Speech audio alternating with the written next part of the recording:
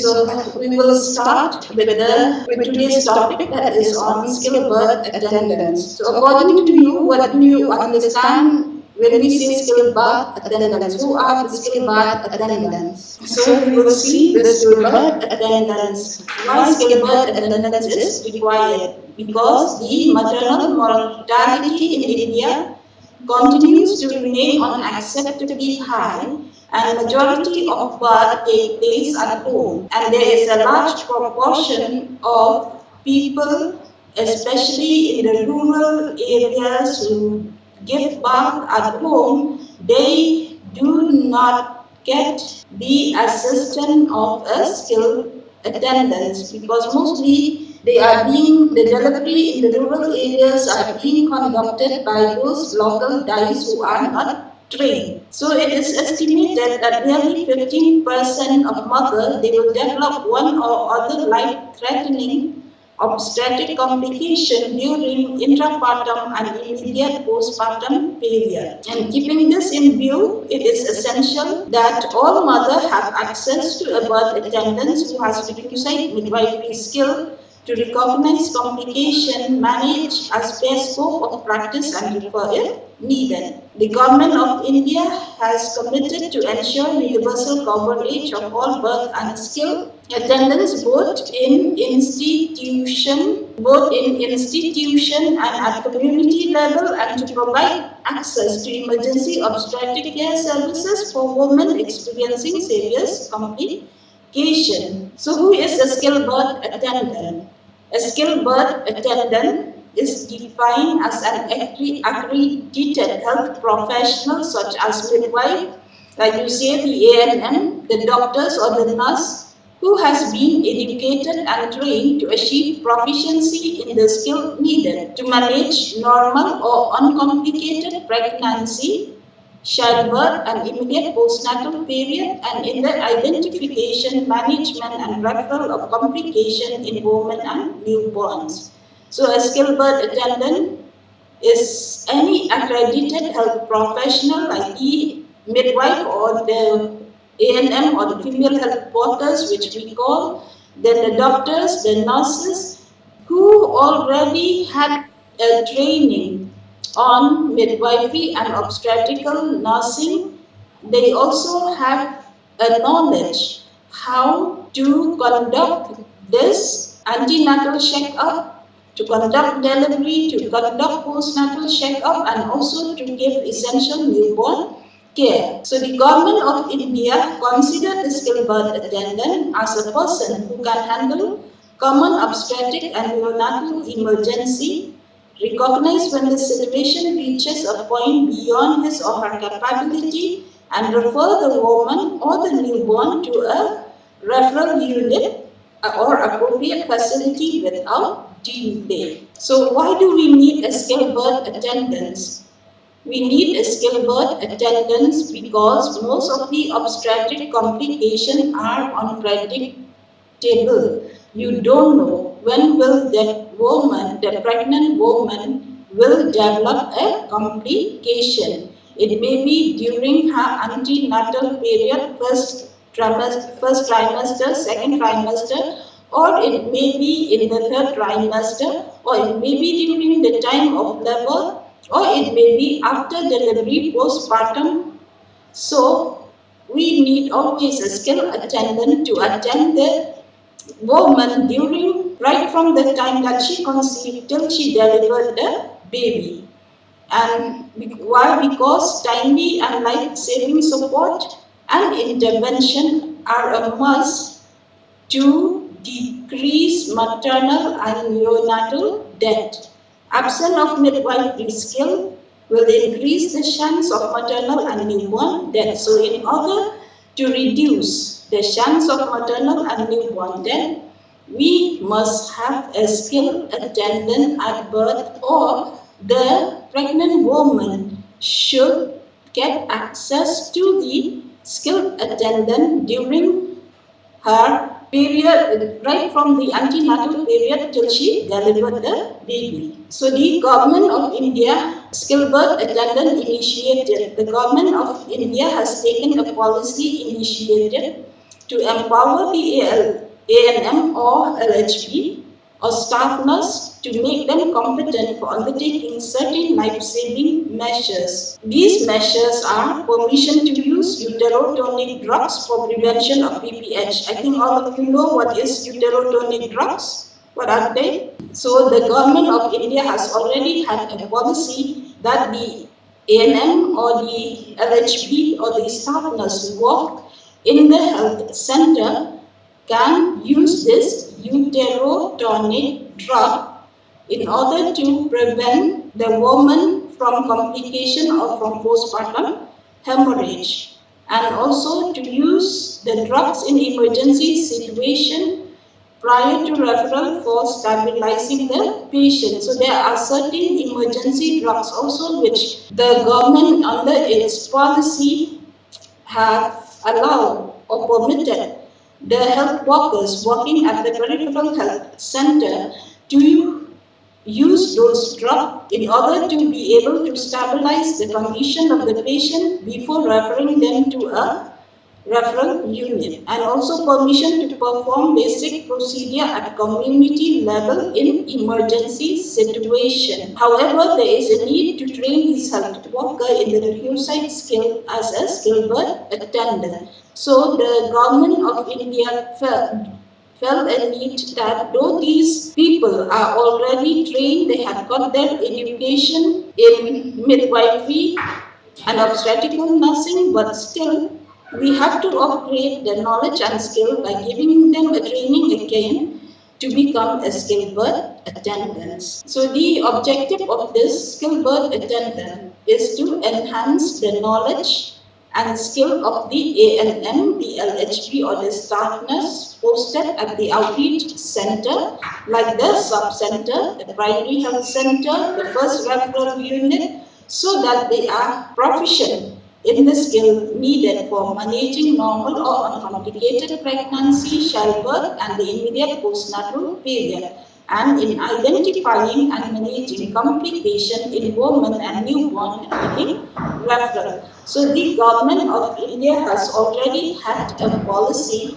initiated for skilled birth attendants, and they aim to train the ANM staff nurse and other healthcare workers who work at the peripheral area like the sub-center, primary health center, and the community health center, so as to make them more proficient in the skill needed for them to achieve in managing normal or uncomplicated pregnancy, childbirth, and immediate postnatal period, and also that they will have a skill to identify and manage complications in women or newborn and make referral as early as possible. So, though India has achieved success in reducing maternal mortality, that is from 77% from 556 per 1 lakh live birth in 1990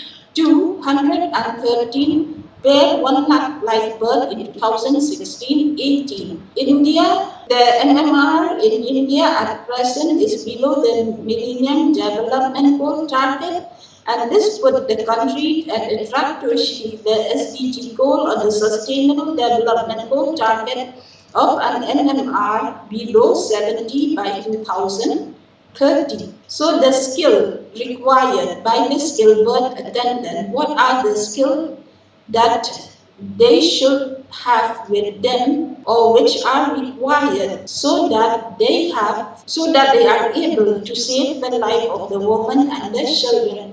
So the skill that they should have is that to take care during pregnancy, to take care during labor and delivery, and also to take care after delivery or postnatal period and the essential newborn care. These are the 4 areas that each and every health workers working in the health center, especially in the peripheral or rural areas like the sub-center, the primary health center, the community health center, should have the skill. These we will be doing it one by one. Later on, I will just go what are the care during pregnancy. So the care during pregnancy or antenatal care that a skilled birth attendant should have is that she should be efficient enough to assess the antenatal woman. Why? She have to have the skill in order to improve the health of the mother so that she will be able to deliver a healthy baby.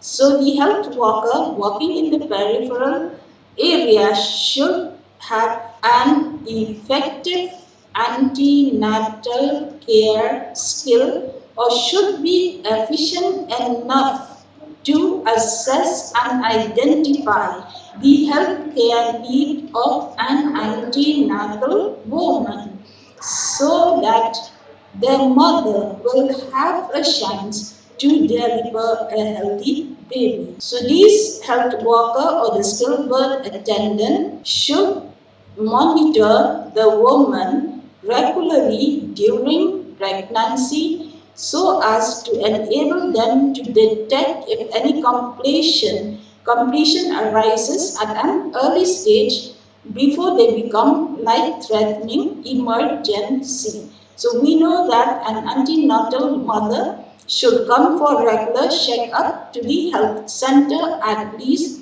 4 times during her period of pregnancy. And during these 4 times that she come and visit to the health center, the skilled birth attendant or the healthcare provider who is there in that health center should assess the woman in a proper way so that they will be able to detect complication if there is at an early stage, and then they can refer the case to the higher authority. Though the government is trying its level best to screen the woman at the peripheral level during her period of pregnancy with whatever they can do, like to check for anemia, then to check her nutritional status, to check for her blood pressure, to check for her diabetes, but we cannot predict which woman will develop complication. So each and every woman who registered at the healthcare center should be considered a high-risk case and should be treated with special care. So as I've told you that the skilled birth attendant should recognize that every pregnancy is at risk. She should ensure that ANC is used as an opportunity to detect and treat existing problems and make sure that services are available to manage obstetric emergency when they occur and prepare the pregnant woman and the family for eventuality of an emergency. The skill that this skilled birth attendant required are during antenatal period, she should have a skill when to register the woman, how to detect pregnancy. She should also know when should the woman come for antenatal checkup, and she should always estimate the number of pregnancy expected in her area for 1 year. That is, she gave her action plan for 1 year. How many pregnancy did she expect to have? And keep a track of all pregnant women by name, record their or documents all their findings properly, carry out the antenatal checkup whenever they come, and the components of antenatal checkup we will be doing it separately later on. Okay, so care during labor and delivery, or in other words, which we call it intrapartum care. Intrapartum care or care during labor and delivery. So at the time that the woman is having her labor pain, then the skilled birth attendant should be able to conduct such type of normal delivery either at home or at the sub-center. She should be able to monitor and manage the stages of labor. That is the first stage of labor, which starts with the onset of labor pain to the full dilatation of the cervix. And this stage takes about 12 hours in primary gravity, and half that time or 6 hours for subsequent delivery. So when the woman come to the health center or when they call the skilled birth attendant to their home, the skilled birth attendant should be able to assess a true labor pain, should be able to differentiate between a true labor pain and a false labor pain. She should also be able to assess whether the woman is at the first stage, the second stage of labor. Why? Because this first stage of labor starts right from the time that the labor pain starts till the cervix become fully dilated. And for a primary rabbit, it takes a longer time, that is about 12 or more hours, whereas for multipara, it takes lesser time, that is only 6 hours or less. And the second stage, which starts from the full dilatation of the cervix to the delivery of the baby, it takes about 2 hours for primary rabbit and half an hour for the multipara. So she should be able to have the skill, what she should do, what things she should keep in mind that she should prepare during this first stage and second stage of labor. And third stage starts just after the delivery of the baby and ends with the delivery of the placenta. And this takes about 15 minutes to half an hour, irrespective of whether it is a primary rabbit or a multipara woman. The fourth stage is the fourth stage is that stage which is from the delivery till 1 hour after the delivery of the placenta, from the delivery of the baby to the delivery of the placenta, and 1 hour from there is a very critical period. Why? Because sometimes due to retain of the placenta in the uterus, the woman may get postpartum hemorrhage, and if this cannot be controlled, it might lead to many complications and the woman might even lose her life.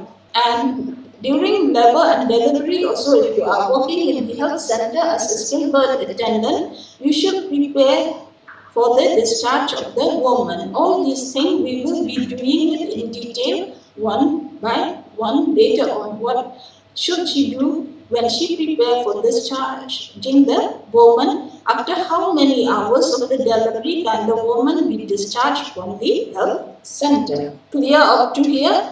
Any question? So next is care after delivery or postpartum visit. We know that after the woman delivered the baby, either in the sub-center or in the home. If in the sub-center also they do not put the woman for so long, in the sub-center it is up to maybe 4 hours for observation. After that, they send her back to her home. So when the woman has been discharged from the health center, she is in her own home, we cannot just leave them like that. We have to go and visit them from time to time, and there are about 4 postnatal visits also, but during the first 48 hours, at least 1 visit by the skilled birth attendant should be done to the woman. Why? Because most of the complication of the postpartum period, which can lead to maternal death, it occurs during the 48 hours. So any woman who has just delivered need to be closely monitored during the first 48 hours. And when you go to maybe the woman come and deliver in the sub-center. After delivery, you put her for observation in the sub-center for 4 hours. After that, you transfer her back to her own home because there is no place in the sub-center to keep her for a longer period of time. When she has gone back to her house, either the ANM or the health workers, any health workers who work there, should go along with the ASHA worker to visit the woman once before the 48 hours end, and after that again she have to make a visit from time to time. And during the visit, you have to take a proper history from the woman so that you will be able to assess about the evolution of the uterus and also the discharge that she has. And also you have to examine her physically based on the need. So this also we will be doing it in detail later on. And the next one is the essential newborn care. Care of the newborn at birth is primarily aimed at helping the newborn to adapt to the extrauterine environment. This physiological adaptation includes initiating respiration and oxygenation of the arterial blood, temperature adaptation, and initiation of feeding. So a skilled birth attendant also should have a skill for essential newborn care, because when the baby is born, he comes from the warm environment of her or his mother uterus into the outside world, which is cold. So they have to have that skill how to make the baby warm, when to start initiating respiration, when to give oxygen, and how to regulate the temperature, when to start the feeding. She had to have a skill on all this, so she had to be trained for this also. So I think it is clear about the skilled birth attendant. Who are the skilled birth attendant? What are the skills that they require to have? So the other part, that is the antenatal care. What are the components of antenatal care, of postnatal care and care during labor, and also the essential newborn care? This we will be doing it in detail one by one, so that you will be able to understand the skill, what type of skill that you as a healthcare worker should have if you are supposed to work at the peripheral health center. So to achieve the target of reducing maternal mortality rate, each and every health professional should be motivated and located in the right place at the right time. That means those health workers who are working at the peripheral area, they should be motivated to assess, they should be motivated to go and find out their antenatal mother in their area, to register them, to assess them, to provide care till they deliver the baby. And in order that these healthcare workers will be able to carry out their work efficiently, they should be supported by appropriate policy. That means the policy which will safeguard them from legal and ethical issues. There should be an essential supply of drugs and medicine, and there should be an appropriate regulatory framework, so that each and every one of them will follow the same procedure or step while giving care to the antenatal mother, in order to be able to reduce the maternal and neonatal mortality rate. So we'll end up here today.